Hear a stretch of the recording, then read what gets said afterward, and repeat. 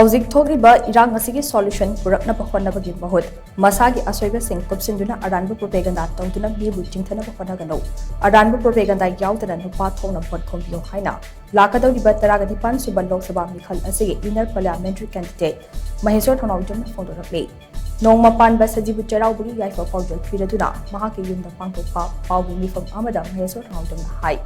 RPI athawale ase BJP ki alliance ama oibana center ki leader sing unahalakpani haina BJP ki leader kharana sandorakpa amade Congress party ki maikei dagisu BJP ki alliance ni haina aranba wafam kaya sandorakpa ase laibak thibane RPI athawale ase independent oiba political party apne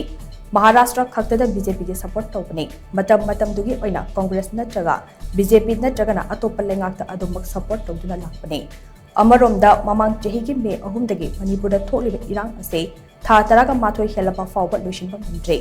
irang ase loishinbagi mahut double engine gi lengak asina election gi minta irang ase maikei amada punaba hodare Houjik thokliba irang ase loishinabagi damak BJP gi state leader singna central government gi thong thindabadagi mahana central leader sing unaduna Manipuri issue ase loishinaba thabak paikhatpani marak sida election gi aranba propaganda kaya tawduna mahakpo namthanaba hodare election di loikiba yai adubo thokliba crisis asidi loikiroi haiba khangdaba makai amaga hunaduna layu ase ireicha ama oina nuwaite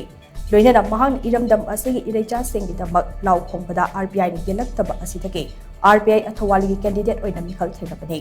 thokliba problem ase solve tawba ngamloitaba amadi parliament lawnaba khaktagi oinabadi election thengnaramdaba suyai mahakna Houjik leiriba ase lanbung mayaida leibani panthungfom yawna chatlaga iramdam asigi ireicha sigi damak thabakna utpa pami maram aduna miyamna mahakpu thangna hapiduna panthungfom phawba yawhanbada ting pangbiu haina mahakna makha takhi nasa se lanbung mayaida lepaga leijari tasena panthungfom di watli panthungdu yawrakanda thabak dawjage na changjagi bani tasena thabak tawba ngamoidaba thabak paikhatpa ngamoidaba oitaragadi ai vote leptra suyai vote tawda suyai thabak tawjage na changjabani solution purakpa ngamnaba honajage na changjabani nasana pamjabadi karino nasa mai pa matungda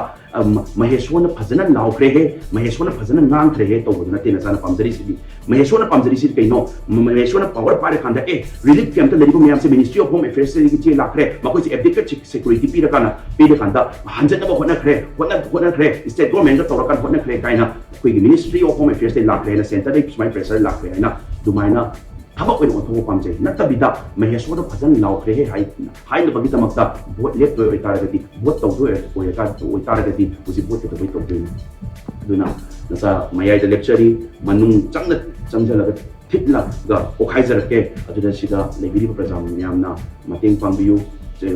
thuna hapiu sida aranba pracha tonari bu nari ba myam se si myam si su topiu haiduna ai leiba rastiti toriba myam de su aina kupai program jari